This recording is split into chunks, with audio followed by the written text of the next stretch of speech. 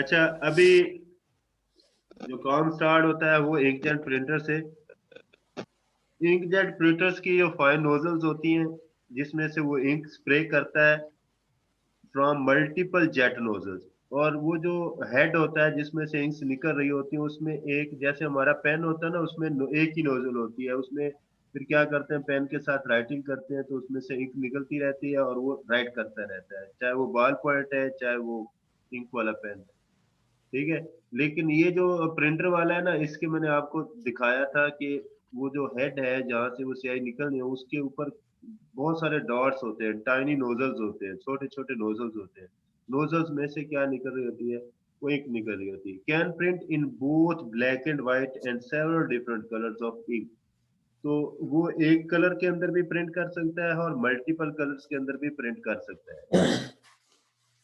Produce excellent graphic. However, the print quality of an inkjet printer, though more than adequate, usually will not match that of laser printers. वो ये कहता है कि जो quality inkjet printer की है वो लेजर प्रिंटर से नहीं मिलती।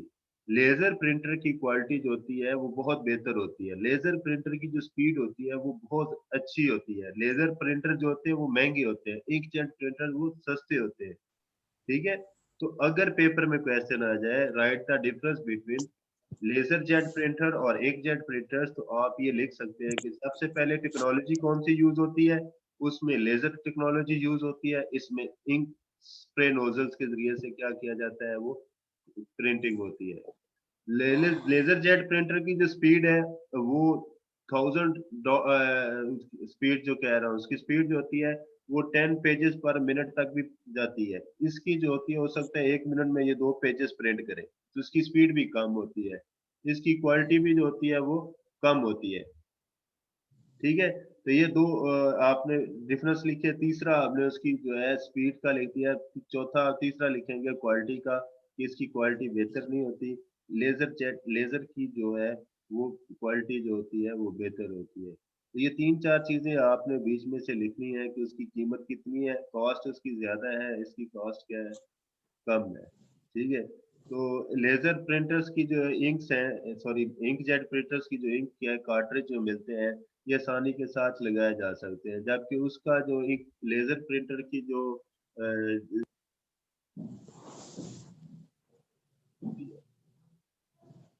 वो आम बंदा जो है ना उसको सही तरीके से फिल नहीं करता, उसकी थोड़ी सी ट्रेनिंग लेनी पड़ती है। जबकि इंकजेट प्रिंटर की लेके आते हैं, इंक्स की जो पार्ट्स होते हैं वो लेके आते हैं, जिसको कार्ट्रिज बोलते हैं। वो आके आपने सिर्फ फिट ही करने हैं, जैसे आप मोबाइल के अंदर सिम फिट करते हैं, ठीक है, या बैटरी फिट करते हैं, इसी तरह ये आसानी के साथ लग जाती है।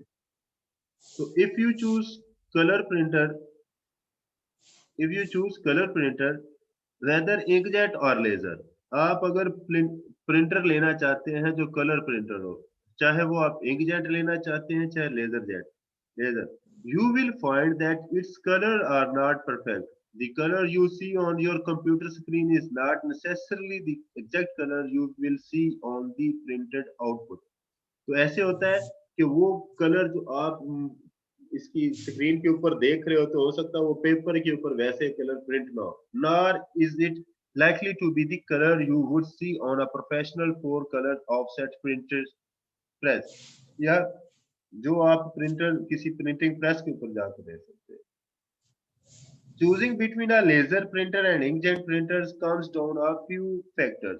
If printing speed is important to you, or if the quality of the printer text is top priority, you probably want to black and white laser printers. अगर आपने कम कीमत वाला देखना है और स्पीड ज्यादा देखनी है, तो आप ब्लैक एंड व्हाइट इस्तेमाल करें प्रिंटर। और अगर आपने देखना हो कि दोनों में से बेहतर कौन सा है, तो क्वालिटी के हिसाब से जो है वो प्रिंटर कौन सा अच्छा है, लेजर प्रिंटर अच्छा है।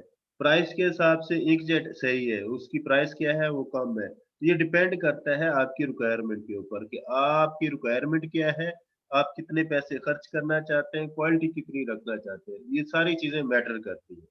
ठीक है। तो इस हिसाब से आप वो प्रिंटर खरीद सकते हैं। फिर है बेटा वॉइस आउटपुट, कि आपके स्पीकर से जो आवाज आती है वो क्या है, वॉइस आउटपुट है। We have already examined voice input in some details. हम डिटेल्स में चेक करते हैं कि as you will see in this section, computers are frequently like people in the sense that they find easier to talk than to listen. Speech synthesis is the process of enabling machine to talk to people. Speech synthesis क्या है? एक ऐसा process है जिसमें हमने क्या करना है, अपने कंप्यूटर को इस काबिल बनाना है कि वो स्पीच को प्रोसेस कर सके, लोगों के साथ बातचीत कर सके. Is much easier than speech recognition. The key in the ignition, your car says to you as you often open the door to get out. Machine voice are the producers to voice system synthesis, also called voice output devices or audio response units.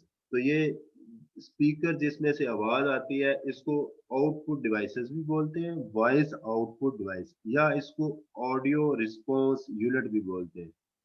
ठीक है, तो paper में अगर आ जाए कि right the name of the audio response units, तो आपने speaker का नाम लिखना है. तो स्पीकर एक आउटपुट डिवाइस है और वो कौन सी आउटपुट देता है? वॉइस आउटपुट देता है. हार्ड कॉपी कौन देता है? प्रिंटर देता है. ठीक है, तो प्रिंटर भी आउटपुट डिवाइस है और स्पीकर भी आउटपुट डिवाइस है. तो आउटपुट डिवाइसेस को जो है एक वॉइस आउटपुट डिवाइस है और एक ऑडियो रिस्पॉन्स यूनिट जिसको बोलते हैं, which convert data in main storage to vocalise sound.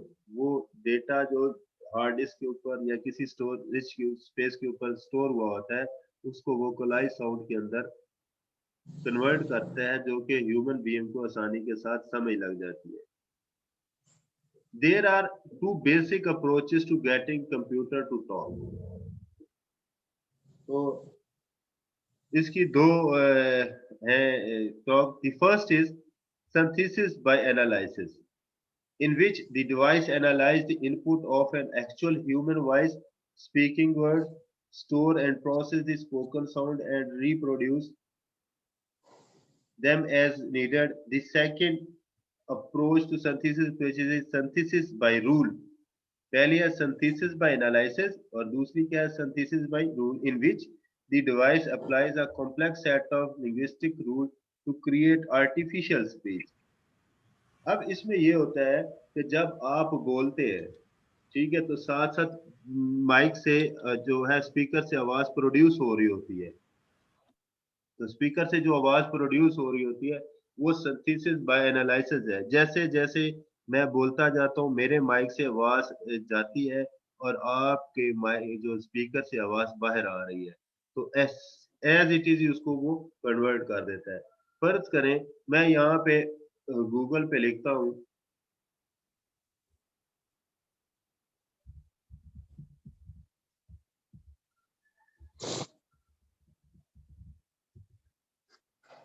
अब देखिए ये लैंग्वेज लिखा हुआ है, ये मैंने नहीं बोला, ये मशीन बोल रही है. language, language, language. ठीक है, तो मशीन क्या करती है? वो खुद बोलती है उसके हिसाब से ऑटोमेटिकली. ये जो जितना भी होगा ये सारे का सारा क्या होगा? वो मशीन खुद बोलना शुरू कर देगी. तो उसके पास वर्ड्स होंगे और मशीन बोलना शुरू कर देगी. इसको हम कहते हैं synthesis by rule, in which the device applies a complex set of linguistic rule to create artificial speech. जो वो आर्टिफिशियल स्पीच यानी कि कंप्यूटर खुद बोलता है. Synthesis based on the human voice has advantages of sounding more natural, but it's limited to the number of words stored in the computer. Voice output has become common in such places are airline and bus terminals, banks, brokers, houses. जो voice output होती है ये airports पे भी लगी होती है, बस टर्मिनल्स के ऊपर भी लगी होती है. कुछ सिंथेसिस बाय एनालिसिस होती है, कुछ सिंथेसिस बाय रूल होती है.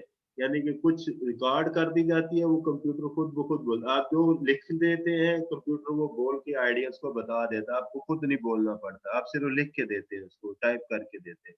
It's typically used when an inquiry is followed by a short reply, such as bank balance or a flight time. तो ये कब होता है? जैसे आप बैंक में जाते हैं तो आपका टोकन नंबर 35 आता है तो बैंक के जो सिस्टम जो लगा होता है, जो टिकटिंग सिस्टम होता है, उसमें लिखा आता है कि जी आपका नंबर 44 है।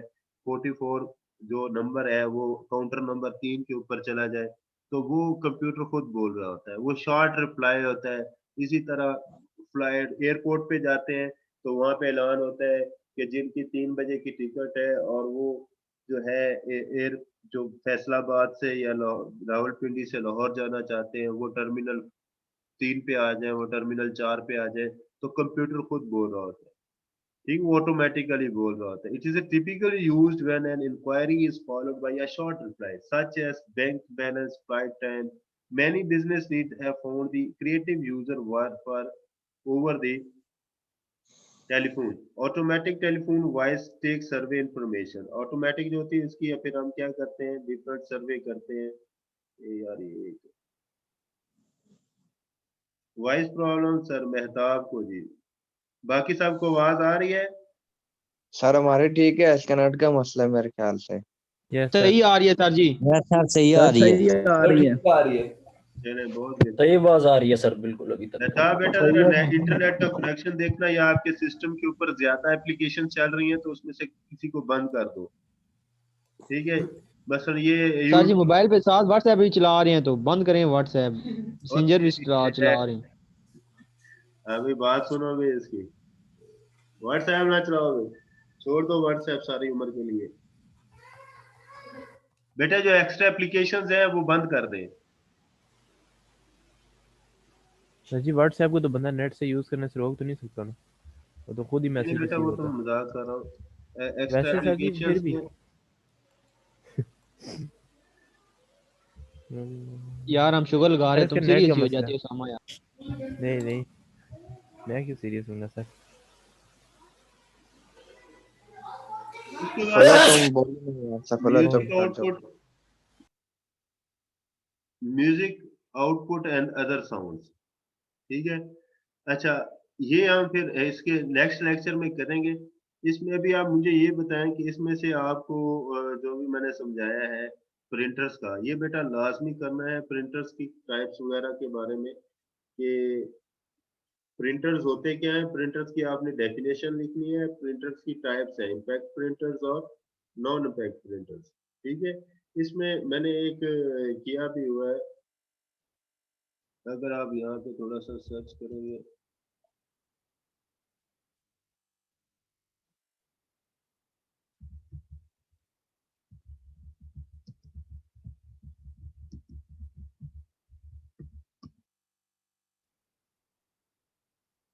ये चैनल है, आप लोगों ने अभी लगता है सब्सक्राइब नहीं किया हुआ।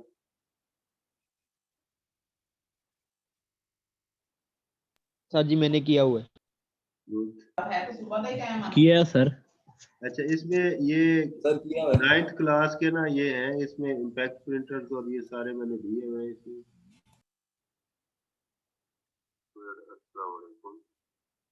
सबसे पहले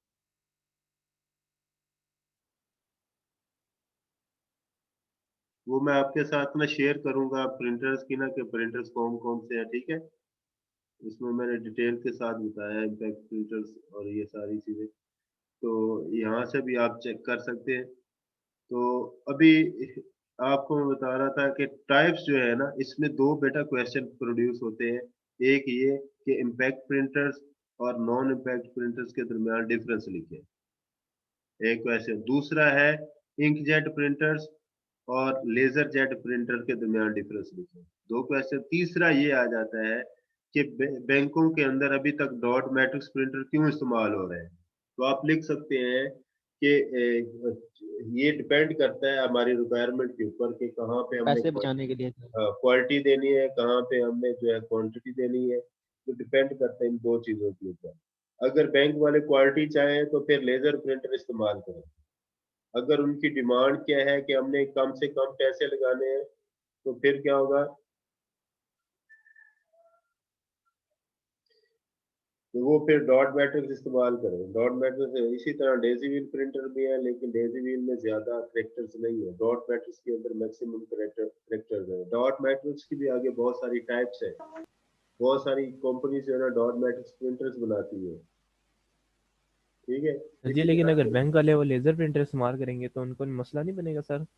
बेटा उनकी फिर जाहिर बात है कॉस्ट बढ़ जाएगी, अगर ज्यादा वो प्रिंटिंग हो रही है तो फिर कॉस्ट बढ़ जाएगी, फिर उनका खर्चा कॉस्ट यार ज्यादा सर, होगा। अगर फॉर एग्जांपल उन्होंने किसी पेपर पे प्रिंट करना है, वो लेजर प्रिंटर तो मतलब इंक से प्रिंट करता है ना, डॉट मैट्रिक्स डॉट डॉट की फॉर्म में प्रिंट करता है। लेकिन वो डॉट तो वो कैसे अगर कोई लगाता है, वो रिबन लगाते हैं ना बीच में, तो रिबन के ऊपर क्लिक होता है, जैसे आप कार्बन पेपर लगाते हैं ना, तो जब आप बिल बनवाते हैं तो नीचे वो कार्बन पेपर रख देते हैं, ऊपर टाइप कर देते हैं, लिखते हैं पेंसिल या से, सर, नीचे भी छिपाई हो जाती है, ठीक है।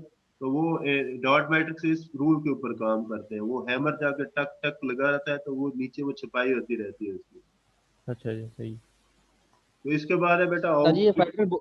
फेडरल बोर्ड वाले ये जो प्रिंटर इस्तेमाल करते हैं, ये कौन सा बहुत अच्छा पेपर होता है सर? इसमें सर जी ये जो बोर्ड के पेपर आते हैं। बेटा लेजर प्रिंटर होता है, अच्छी क्वालिटी में प्रिंट करके भेजते हैं वो, लेकिन वो प्रिंटर इतना छोटा नहीं, फोटोकॉपियर मशीन टाइप होती है, ठीक है। वो 1 मिनट के अंदर वो हो सकता है हजार हजार पेपर प्रिंट कर रहा हो।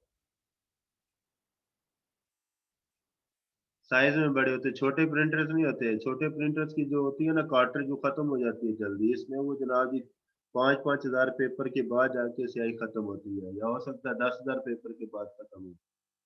वॉइस आउटपुट में क्या है, पहले आपके पास मैंने आपको क्या बताया था, इसकी दो टाइप्स हैं, एक क्या है सिंथेसिस बाय एनालाइसिस, और दूसरा क्या है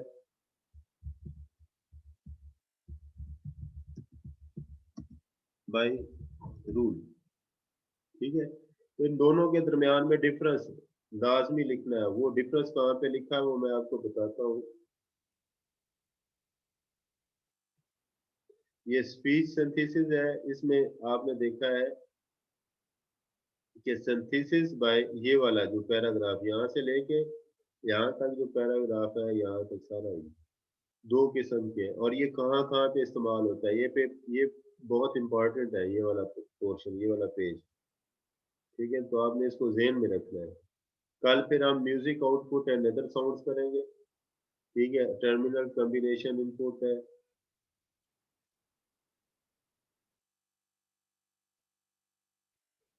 ठीक है। कल ये हमारा चैप्टर जो है ना वो खत्म हो जाएगा इंशाल्लाह। अभी किसी बच्चे को क्वेश्चन है तो पूछ लेंगे। नो सर फिलहाल तो नहीं है। ठीक है, अबू बकर है इसमें? Yes sir. अबू बकर यार ये ना मैं प्रिंट भेजता हूँ तुम्हें, ये 20 बच्चे हैं मेरे पास, कितने हैं? 19 है सर, आपको मिला के 20 हो जाते जी हैं। जी, अब उन्होंने मुझे मिला के 20 है, ठीक है। ये मैं प्रिंट आपको भेजता हूँ इसका मोबाइल के जरिए से।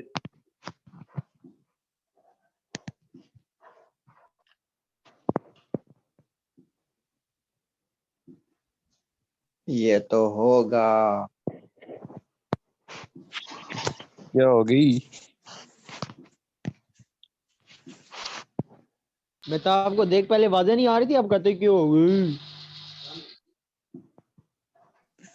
यार अभी नेट सही चले ना। उसके बाद कौन अटेंड सी क्लास है यार? अटेंडेंस लगने लगी है तो नेट बतिया सही कर रहा चल है, रही है। बतिया कर रहा है। अबू बकर यार बेटा, ये तुमने इस तरह करना है कि ये इनकी अटेंडेंस लगा के ना तो मैडम फ्रीन को भेज देंगे। Yes sir. अरे मैडम सर फ्री ये इंग्लिश सारे में काम कह वो रही थी। बकर ही क्यों करता है? ओके बेटा, अल्लाह हाफिज। अल्लाह हाफिज सर जी।